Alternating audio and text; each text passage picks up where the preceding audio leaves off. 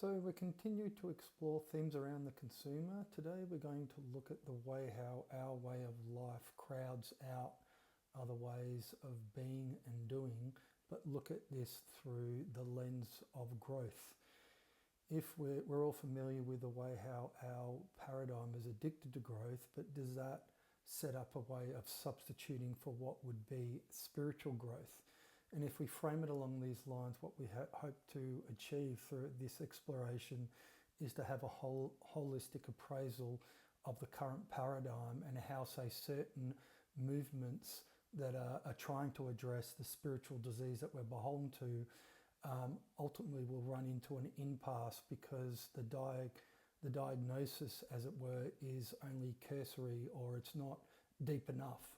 And so because we approach this from the question of our time or the way how our time's given to us, it's existentially grounded because if, once again, if we presuppose time to be of value, then we acquit ourselves of that transcendental truth claim. And so therefore that animates our actions as money making. So we're going to always be exploring this from existential propaganda that we are subjected to, but in order to reappraise the totality of our communications in reference to what we don't question. So let's look. So if you're an economic agent, a demand center, or the principal product of civilization, then ultimately what you share with other people when other people are given in the same way is the relationality that is reduced to want, because you are not credited creativity because you're orientated as an economic agent. And an economic agent looks at self-interest, and self-interest as an economic agent is defined not according to necessity, but as according to the relationality that you reduce it to when you clear time as an economic good each time you buy. And that's the way how that you set up the games of status in reference to the agency that you're credited when you're given as a demand center. And so the relationality is want in the commercial paradigm is what we share. And so if you think of that, there's ways that we understand that, because if you think, well, the consumer is a claim on a person, a customer is also a claim on a person, followers, the way how contracts are set up are not embodied in the sense of your word. It's through legal means in order to bind, we could say. So there's nothing that you owe a person in that regard. It's not direct, the relation with that person. And so what happens is that through the way our time is cleared, or what we absence when we're given as consumers, we don't understand that the mechanism, say, of mediation allows an apparatus to be set up in its stead for something that would be direct. And so we covered this off when you're looking at the question of goodwill and the way how goodwill gets monetized, or there's a claim made on goodwill when it becomes an asset. And so what happens is that way of life actively crowds out, say, other ways of being or doing. Now, and so you could say that efficiency of crowding out is orientated towards legitimizing the consumer, the investment vehicle of the consumer, because what happens is if you introduce disincarnating creeds and the whole purpose is to rationalize, then what you're doing is that you're rationalizing what it means to be human and then orientating towards a connection with another person based upon abstraction. All right, so you don't have a direct relationality with a person in that context, and so therefore you allow the intermediaries to work in your stead, and so therefore the representatives or proxies as such. The proxy, when we're looking at what is the principal proxy, well, time, when time's given as an economic good or as a value, it imposes as time, and that's the ultimate proxy. I mean, we would like to think that goodwill is a proxy for, if you use money, then you conceal goodwill, and so therefore money becomes a proxy for it, but ultimately the use of money is legitimized through the claim that's made on time and that totalizing claim. We won't recognize this because maybe we would see the question of money has to do with efficiency within the market. So the way how it obviously addressed, inefficiencies that related to barter, but ultimately it's a way of legitimizing the form of life of the consumer, because if you are buying and selling, then ultimately you are given as the consumer. And so when that predominates as a model for life, it crowds out basically other ways of doing or being. And especially when time becomes a means, then obviously it's a means not only in reference to goods and services, but the principal product that you are. And we won't understand that the progression of say, commerce or trade is leading up to that impasse, that when you're given as the principal product. So we can read history in reference to that. This is the way how that you can read an end of history, as it were. I mean, you don't have to, but you can see that the orientation of commerce is leading up to you being the principal product. And what happens in that case is that if you have reduced your relationality to want, then you have the economic multiplier of redundancy is a prerequisite to perpetuate the system. The system is designed for you not to question ultimately your production process or the claim that you acquit yourself of, because once again, you see life marginally, so you see the value proposition of your time, but not the totalizing claim that's made on that proposition. And so as a result, if you're setting up your relationality with another person that is reduced to to want, then obviously it necessitates growth of the multiplier in order to legitimize what you don't question.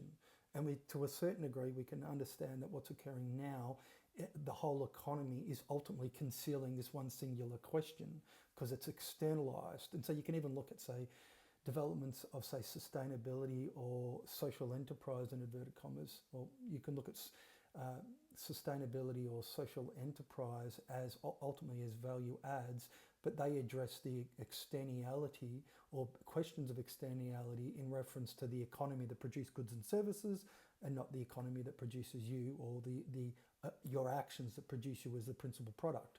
And so you could say that they are a trend that's leading to this question, but ultimately they get captured in a reference to make change as a niche, as it were. And so therefore you're not addressing ultimately anything substantive through the way how narratives are wrapped around them. And because it still legitimizes an economic multiplier of redundancy, even if the production process is totally circular. You can see this with fashion. We don't question the good of visibility in reference to fashion as a orientation that legitimizes that, because we don't question why is visibility considered to be a good. We don't connect it to the publicness that we share that is reduced to want, and the want of a self is orientated through visibility. So the want of a self to share in our publicness and allows the interface of fashion to become a vehicle for that, you know. So we obviously we're familiar with that if our way of life is reduced to want, then the best way to you have to seek different ways and means to monetize the agency that people are credited when they're given as demand centers. And so all the ways that are open to it, but they are just economic multipliers of redundancy. And so when you're not looking at the question of growth from a spiritual point of view, what you do is that you get beholden to claims on growth that substitutes what would be substantive or a spiritual growth.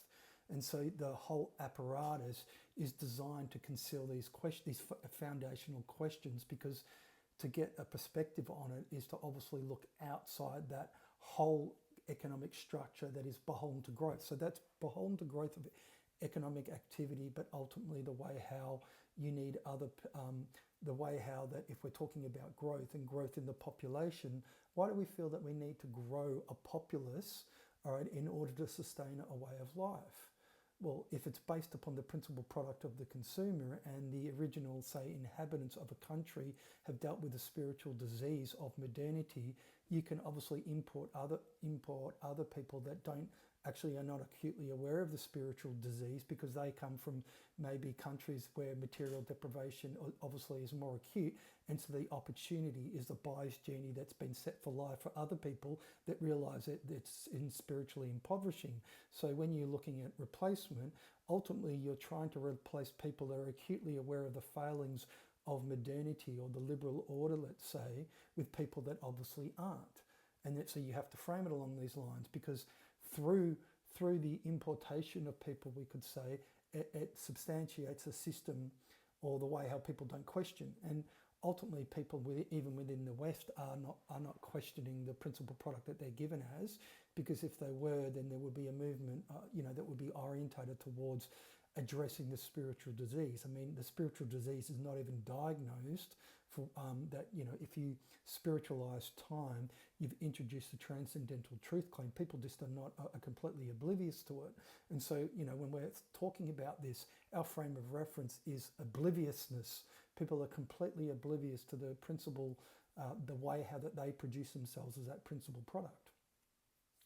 So what you have is that you have a world, when you base your whole worldview on growth, and it's the economic multiplier of redundancy, you have the necessity just to produce more because you're monetizing the relationality.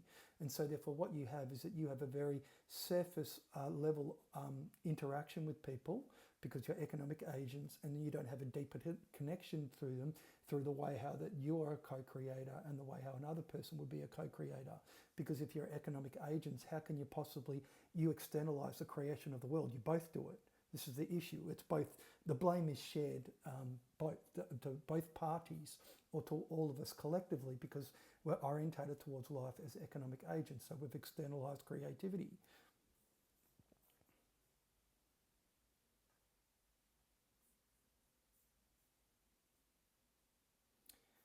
So if we understand that our economy is predicated upon the economic multiplier of redundancy, what has to grow in its stead? All right, and that is the relationality of shared creation. So to share in the creation of a world, if you're looking at it from the aspect that you're the principal product, well, what's the prerequisite in order to create, to animate the creation of a world where it doesn't legitimize the redundancy of you as a person? Well, that's addressing the principal claim that's made on time and the way how you acquit yourself of that. And so the way how that you will be orientated towards life marginally or as a risk-free proposition through the totalizing claim of buyer's journey, and the way how you rationalize the price that's put on your labor, because through doing so, you see life as a compensation. So you're seeking a return for your actions and not the bequeathal, obviously, that you could endow. And so this is a spiritual question. And so in that way, what happens is that the principal, task or the principal civilizational enterprise is I've talked about this prior, about that you have to understand, you have to have a conversation with other people about these questions that we obviously engage with, about how you produce yourself as a consumer. You have to seed that conversation in the world at large through any means necessary. And so therefore what you're doing is you're creating a conversation that no one owns, right? Because you cannot brand the conversation in reference to a return that a person could generate if they're trying to monetize your goodwill. All right, so you have to animate goodwill. You have the orientation towards another person has to be direct. All right, so how can you be direct if you don't understand the paradigm or the no place that you're beholden to? And so all those precursors are necessary in order to understand the way how that you would create a world that ultimately does justice to you as a person.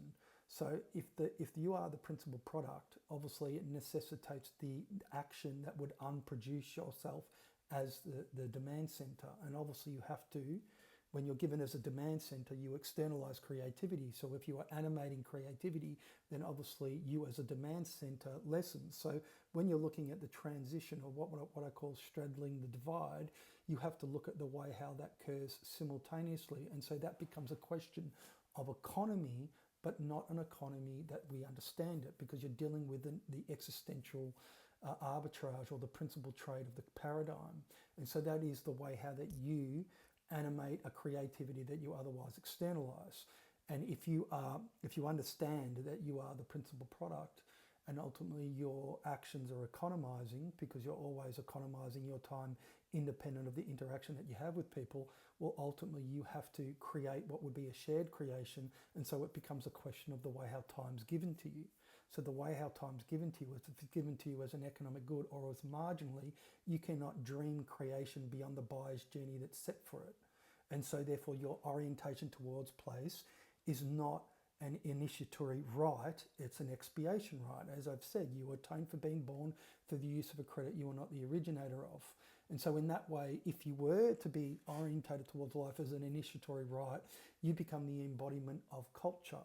And this is what we need to explore when you're looking at the way how, and I covered this off, I always cover off the same things, when you animate goodwill off the balance sheet, and when you're ultimately, through doing so, you are putting into parentheses the question of credit beyond a means of exchange. So therefore the way how credit goes from the ownership of credit to the credit of ownership, and that credit of ownership is the ownership of your animating actions, obviously that potentializes a way of life beyond the totalizing claim of a buyer's journey. And so what happens through doing so, through doing that, through animating creativity that you're otherwise not credited, is a deeper relationship with other people if people recognize that they're given in the same way. So what you have a scenario where you're both redundant, all right? And if you understand the way how that occurs, then if you act in a way where you take turns, this is the way how you have to animate creation, because you're talking about the way how we've linearized time through the way how we're marginally orientated towards it. And so each action has to work obliquely on civilizational stasis, as it were, essentially the death realm that we're beholden to. So it has to be done obliquely. And this is where we get into the question of the ecosystem that's been built that allows basically what would be an action that is not sanctioned by the current paradigm. And we'll talk about this at length at another time.